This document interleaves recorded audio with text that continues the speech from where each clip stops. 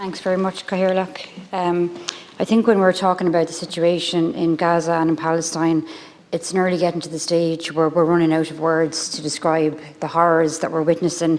And I think for a lot of people, the fact that this is actually televised, this is not like some historic war that we're reading about in history books. We're actually seeing this live on social media and on television, and it's very, very difficult for ordinary, decent people to understand how on earth Israel are still getting away with the horrific, disgusting act of genocide that they're engaged in.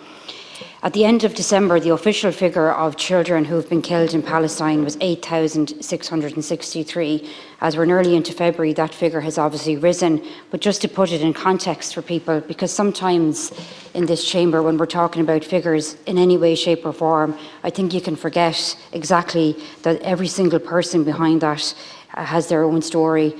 And for the county of Clare, the population of children under 5 is 8,803, and for Waterford, the population of under 5s is 8,316. So it's basically like the equivalent of everybody under the age of 5 being wiped out. That's how many children have been killed, and that's to the end of December. So actually more children have been killed since then.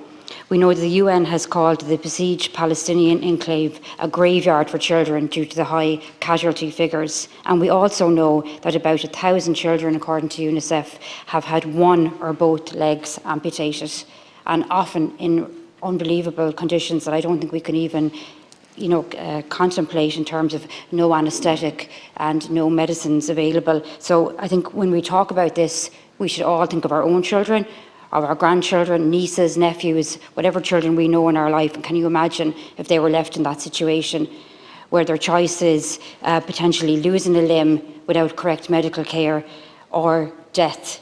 And that's what the children of Palestine have been subjected to. So it's absolutely vital that Ireland stand shoulder to shoulder with the people of Palestine and that we put our names forward in relation to this case. I think South Africa are to be commended for their action, but I think it's really important that we stand on the right side of this, that we support the Palestinian people completely, and that we ensure that we put our names forward for this case. I think that is what everybody in this country want us to do as well, and I think that we all have been asked to ensure that we do this, that it's not just empty words, that's us actually taking action and showing that we want the slaughter to end and the genocide to end. Thank you, Catherine.